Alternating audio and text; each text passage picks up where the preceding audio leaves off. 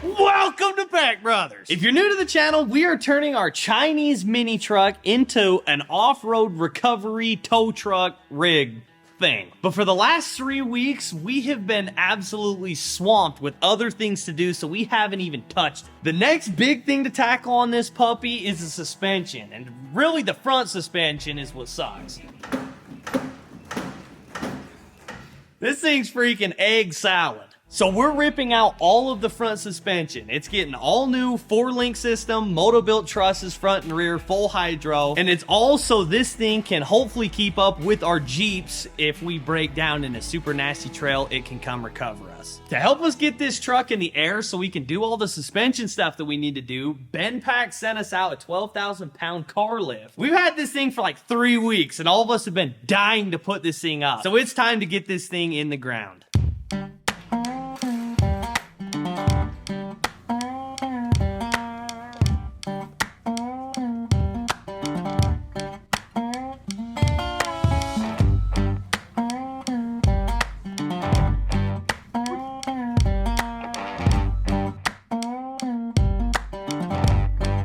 Yesterday we had a tax appointment that killed the whole entire day and dang near ruined our whole week. But, on a good note, the posts are up, the motor is on, the top plate's on with the cables all ran, so this thing's getting close to being done. The only big things that we have left is to get all the rest of our anchor bolts in here and everything leveled, as well as just tightening up some hydraulic fittings, putting hydraulic fluid in our reservoir, and leveling these posts. And running power to it, right? Yeah, and running some power to it. This video drops in 2 days, and we haven't even started on the mini truck yet. But we have a plan. We're gonna move the mini truck under the lift. I'm gonna finish the lift around the mini truck, and Alex is going to rip the whole front end out and start prepping it for all of our suspension brackets. We're getting really used to getting crap 3/4 of the way done and then just using it. But to be honest, I'm really sick of working on that lift, and I'd way rather get the torch out and start cutting stuff. So we're gonna get this moved over so I can start doing fun stuff.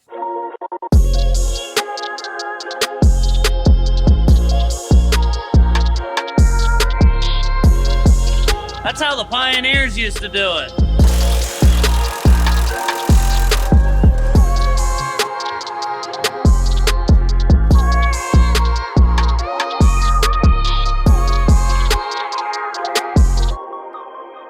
This right here is a 2006 Ford F350 Dana 60, and it is by far the best axle that we can use for this project. The only thing that sucks about this axle is these big old brackets that are cast in for the radius arms on the truck. And for the truss and the 4-link system that we want to do, both of these have to come off. And as you can see, that is a lot of grinding. This is pretty much the worst job of all time ever. And whenever there's a job like that to be done, we get the perfect guy to do it. They told me I'm really good at it, so I get to do it this time too. But I'm just pumped we have a Plaz. We've never had a Plaz or a torch to get these off. We've always just done it with cut off grinder discs and crap, and it sucks. What are you planning on plasma cutting? The bracket. That's a good question. Are you kidding? That? Dude, that's gonna slice it off like pizza. Yeah, it might get that piece, but Oh, it's getting all of it. I'm not even gonna touch a grinder. if this thing looks like hamburger when we're done, I'm gonna lose it. I'm not even worried about it.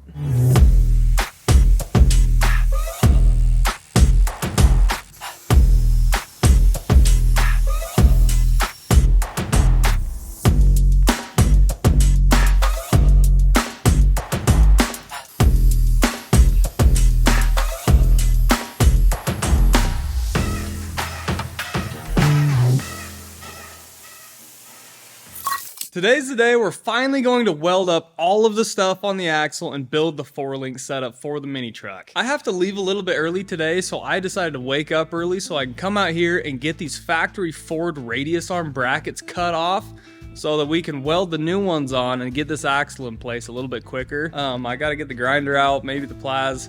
We'll get these brackets cut off, and then we'll start on the axle when the rest of the boys get here.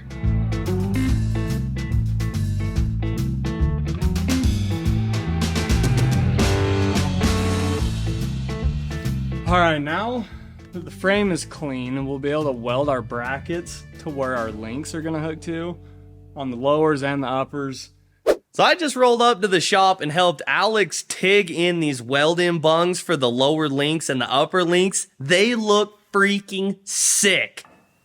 Those look about 10 times better than my Jeep's weld-ins. And I wouldn't put the camera too close to them because somebody's gonna find a problem, but I think they look pretty decent.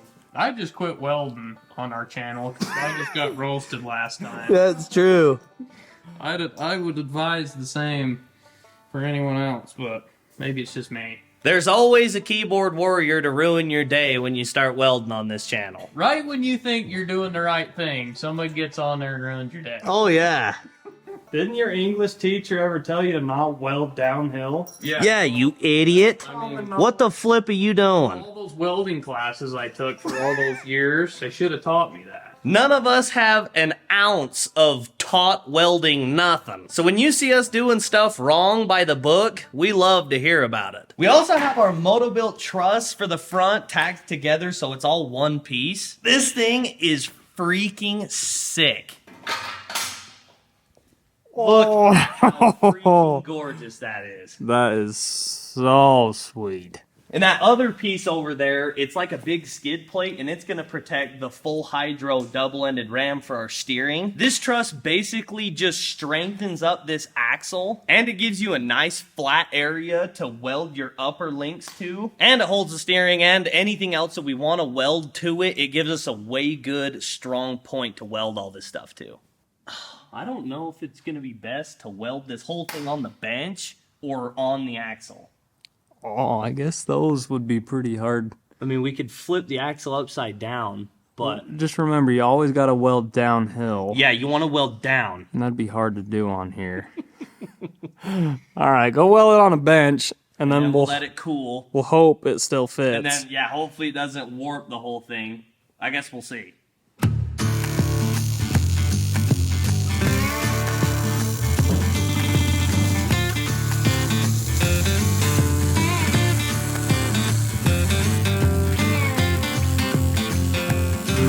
How'd those downhill welds go?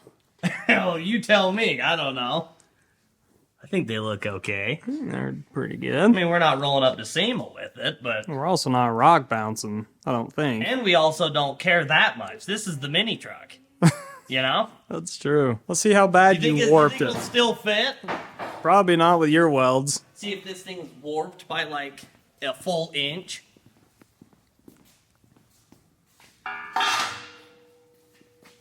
Hey, it's actually pretty good. That's not bad. It still works. I don't know exactly what angle to put this thing on. Are you guys gonna paint under it or wire wheel the disc? What does this look like? What are you doing? I'm putting the lift up. This for the is 4th day in a row. When you get me and Alex on something, it's get it done time. It's not do it right time. We weren't smart enough to buy paint to paint under it anyways. Even if we wanted to, we don't have any paint to do it anyways, yeah. And then I think we should TIG this onto the tube because these are super hard to get and look good with a MIG. So I feel like we should TIG it. Well, it doesn't sound like I get a choice. No, actually, I don't know why I said it like Sounds that. fine. That's what we're doing. Me and Alex don't want to hear the end of it from Brady, so we're borrowing some of his spray paint. If you don't know why we're doing this, We don't either. we don't either. But after you put this truss on the axle, you can't get the paint in these crevices and cracks like underneath in there. And usually that's just a future me and Alex problem. But Brady likes to think ahead, so that's why we're doing it. They tell me all the time that I make problems, but You just make more work is what you do. I feel like I've resolved problems. They're just in the future. My thoughts are you take an ugly junkyard axle. We got rust and old paint. I mean, this thing's been under the truck since 2006. Then you've got a beautiful, brand new Motobuilt truss that is like the most beautiful thing there ever was. This honestly is like the sickest truss in the market. By far. And you slap that on an ugly axle, it just doesn't feel right, so... If you think that's going to change anything, we're still giving you crap. Brady's our quality control around here. He is. I just get in this mode of get it in, get it done, get it on the truck, and Brady's like, dude, I know you want to do it fast, but when it's done, how about it look nice? So we need a little bit of both. It's honestly, we're kind of lethal when you think about it, because me and Alex are Alex mostly is a get it done, make it happen, and you're like an overthink it. And I'm usually like, it never gets done, and I'm kind of in the middle, so it's a perfect balance. And you just don't work. I just don't do anything. Exactly.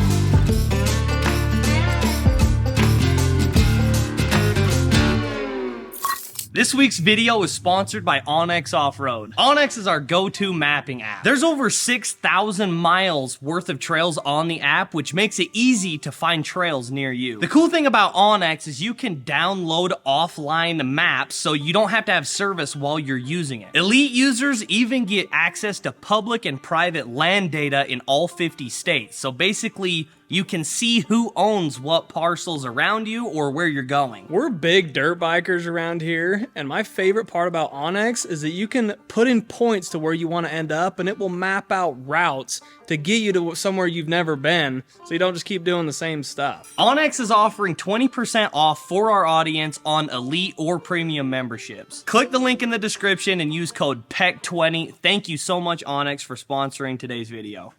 The axle's sitting where we need it to be, but even better than that, we've got the lift dang near ready to push the button. Actually, we are ready to push the button. We are ready right now. Yeah, we're ready right now. And I'm scared. We'll push it. There's our fluid. Wait. Alex, you want... Look at that, it's pushing fluid over there. Okay. So the reason I did this was just to make sure there was no contaminants. It cycles everything through, so it should be clean now. We're ready to hook up those fittings and lift this thing off the ground so we can put the arms on. All right. Those are tight now. This is actually... You guys ready? I don't know. Dad, are you ready? Let's get it up.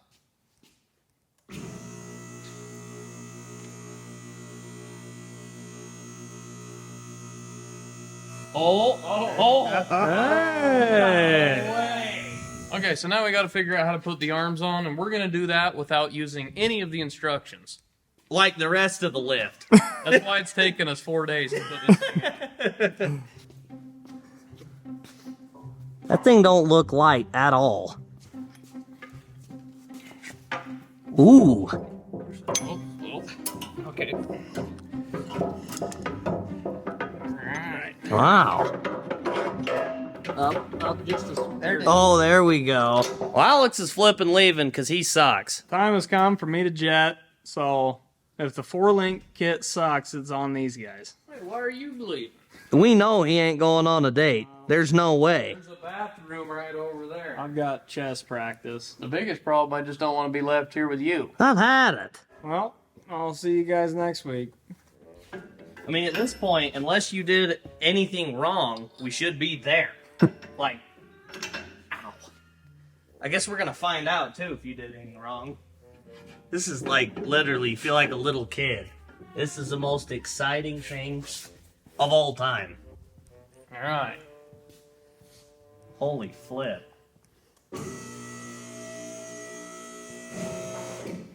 There it is. Flip. Oh, no freaking way. We have a We have a freaking car lift. The reason this thing took us longer than we thought was mainly because of our power. I put a 30 amp receptacle on the side so we can run, unplug this thing and run the plasma cutter off of it, or a compressor, or anything 30 amp, as well as, if you ever needed to service this thing, you pull that thing off and there's no power going to the motor anymore. And then from our box, we obviously had to run the wire all the way up, around, and back over to the panel of the shop, which entailed a bunch of holes drilled, the sheetrock coming off, coming through the foundation, all that good stuff. So it's done. It looks pretty dang decent for a guy that don't know what he's doing at all. But, you know, I think everything should hold up great. BendPak makes one heck of a lift. I'm mostly pumped that it's freaking BendPak, dude. BendPak is like the Gucci of car lifts. So huge shout out to BendPak for hooking it up. One eternity later.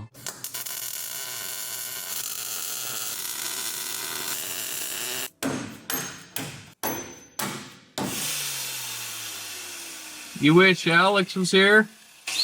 Yeah. Do you? He'd have had this done 3 hours ago. Oh, easily.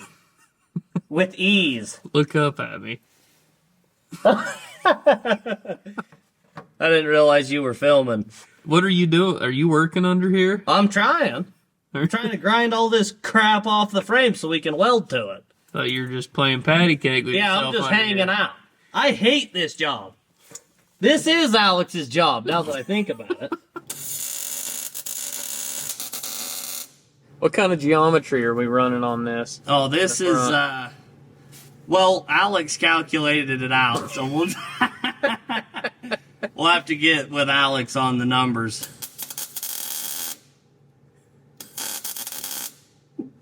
Let me try and hit it this one.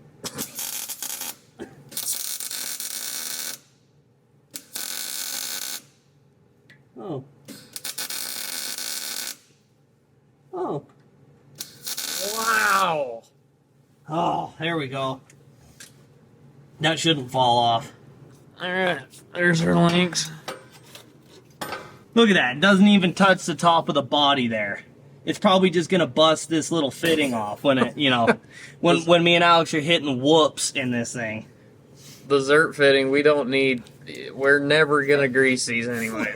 No. We know we ain't the brightest guys around, and with that being said, we gotta admit, we forgot to order the flippin' axle upper link mount brackets when we put the whole order together from MotoBuilt. So, I went in our scrap pile and I found some brackets that came off my LJ when I bought it like 4 years ago that are completely like redneck hillbilly. So I'm gonna go plasma cut those off. They're gonna look like junk. It'll at least get us this thing mocked up and the front suspension pretty much done.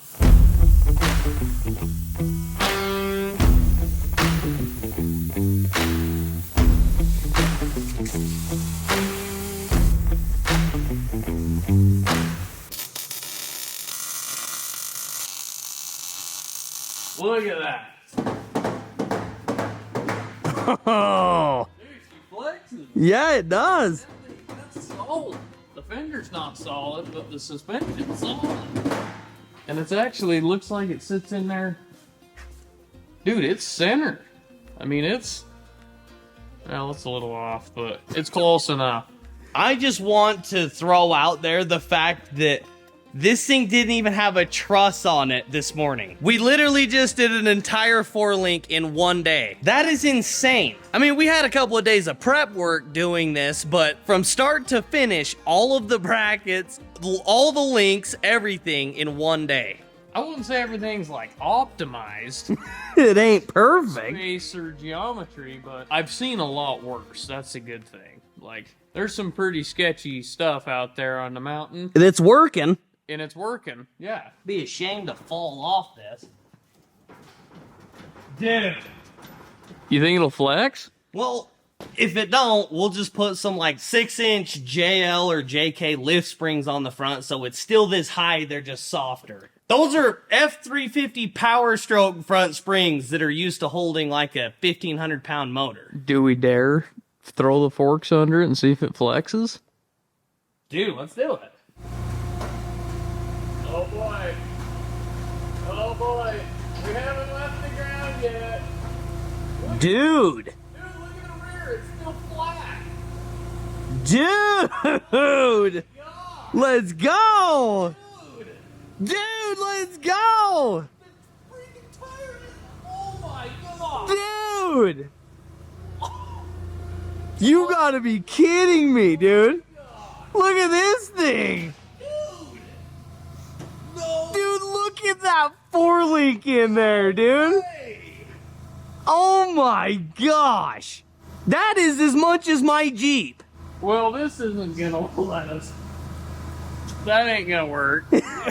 You tell me, how are we gonna jump this thing when that happens? That's true. Well, we just hope that it goes back down into place. Either that or at least comes off and our bump pad hits this. I don't know if we touched on this, but a big reason that we wanted to get rid of those Ford traction bars is because they hold the axle under there super tight. Any sort of articulation with those, it binds up the axle and it won't let it flex. So when you go to a 4-link or a 3-link, everything is loose and none of your joints are binding, so it can flex as much as the shocks will let it. Thank you guys so much for watching this week's video. If you love the Mini Wrecker, you've got to get subscribed.